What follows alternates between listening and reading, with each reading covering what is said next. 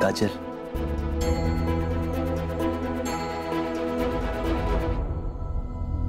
जी पापा। बेटा तुम ठीक तो हो? पता नहीं पापा, मैंने ठीक किया ना?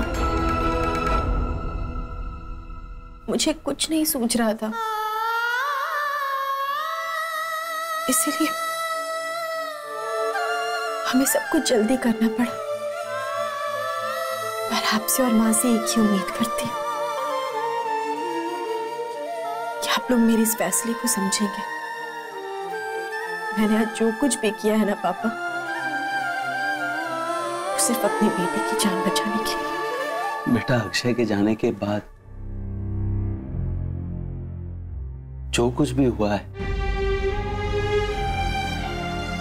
उससे बस एक बात समझ में आती है कि इंसान कुछ भी कर ले, होता वही है जो उसकी किस्मत में लिखा होता है।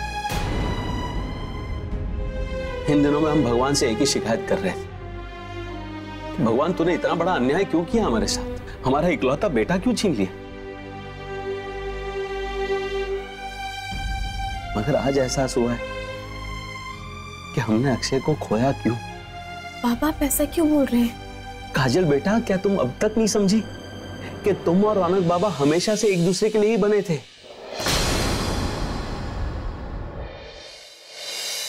अक्षय तो बस एक निमित्त मात्र था जिसको जानकी बहन जी ने एक मोहरे की तरह इस्तेमाल किया तुम्हें और रौनक बाबा को अलग करने के लिए। लेकिन हुआ वही हुआ ना जो होना लिखा था। पापा आप हमें गलत समझ रहे हैं।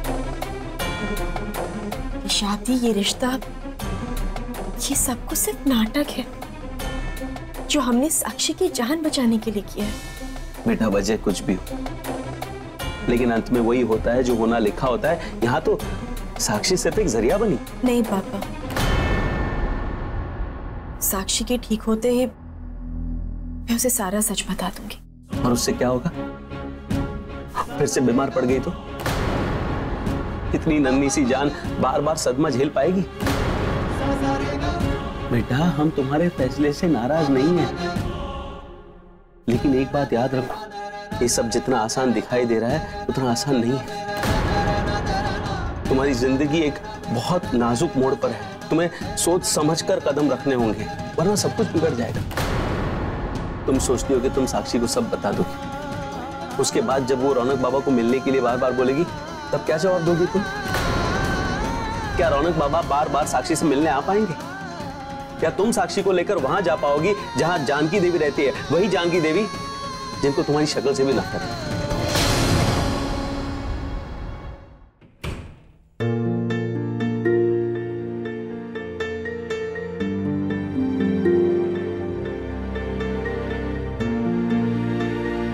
मम्मा पापा कहाँ है?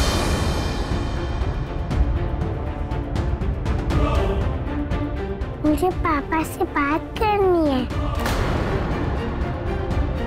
प्लीज मेरे पापा से बात कराओ ना।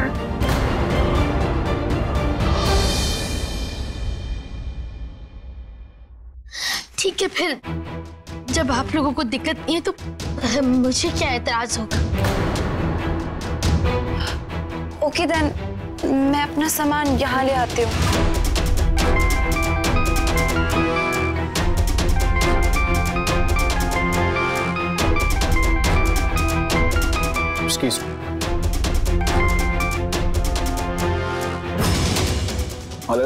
हेलो रौनक साहब, वो साक्षी को आपसे बात करनी है। ठीक है काजल, साक्षी को फोन दो।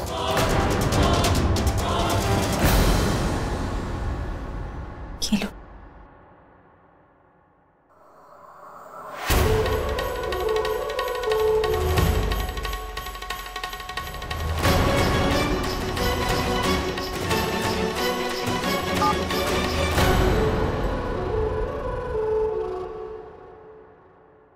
हेलो पापा।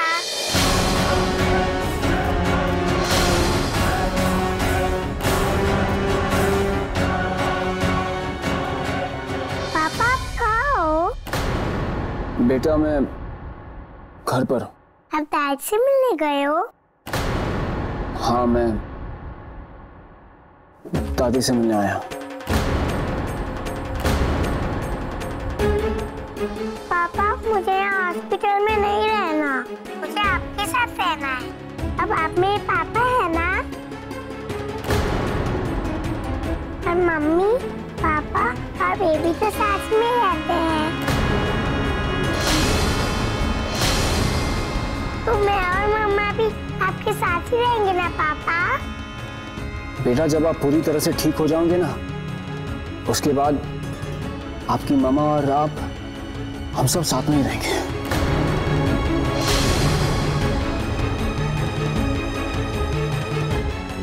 ओके पापा, bye, I love you. Bye साक्षी।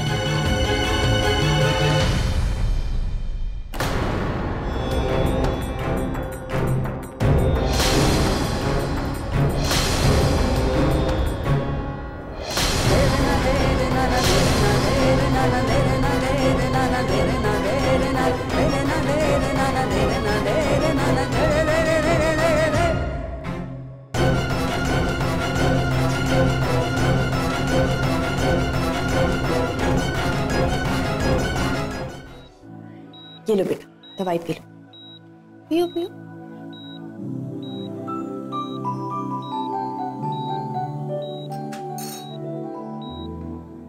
मम्मा, पापा कहाँ है? मॉर्निंग हो गई है, फिर पापा क्यों नहीं आए अब तक? बेटा, वो अपने घर गए हैं। वो तो कल रात को ही चले गए थे, मुझे लगा सुबह तक आ जाएंगे।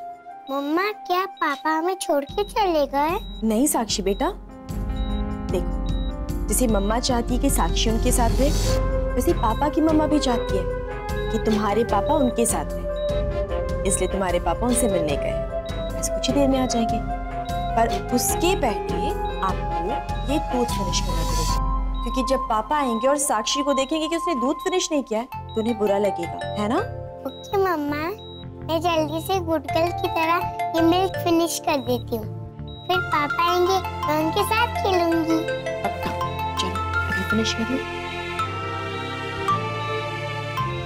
नहीं पापा, मुझे इस बारे में कोई बात नहीं करनी है।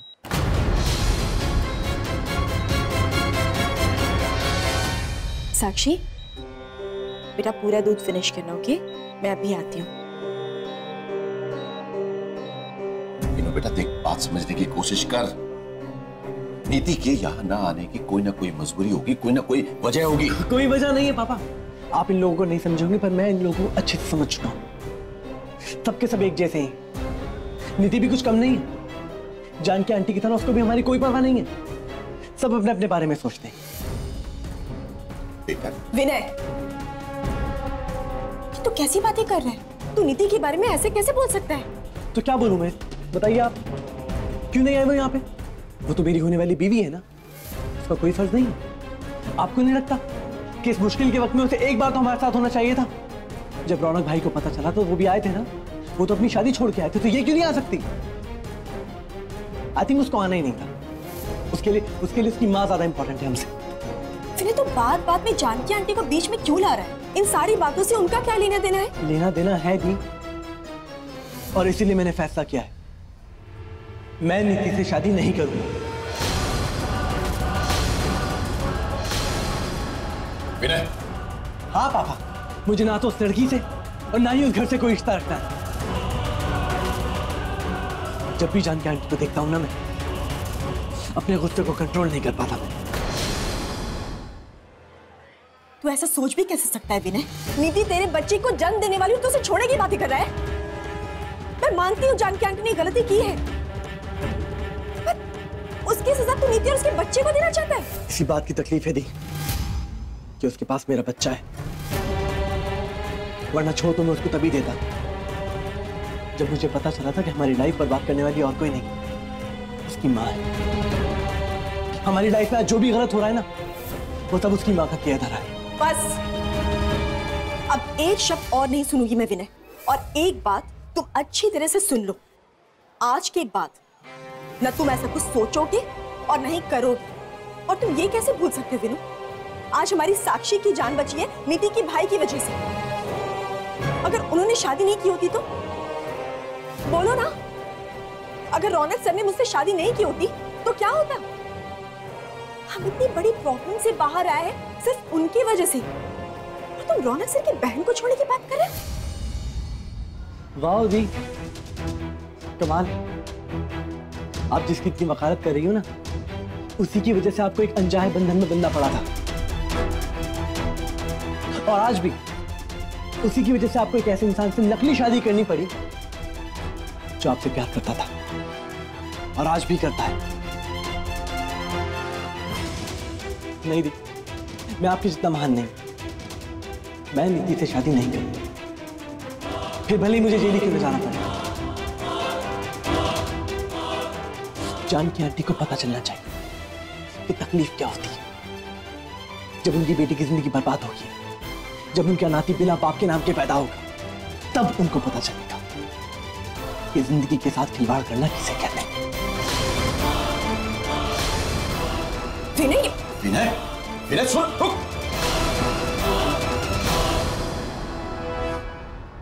काजल बेटा, वीनू बहुत गलत कर रहा है।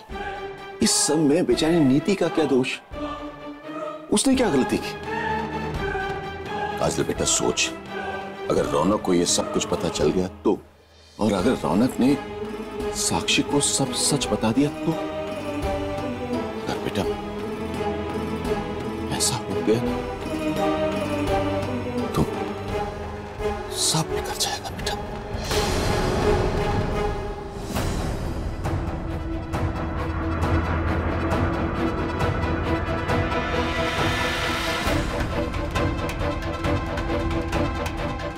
निधि, मुझे तुमसे बात करनी है।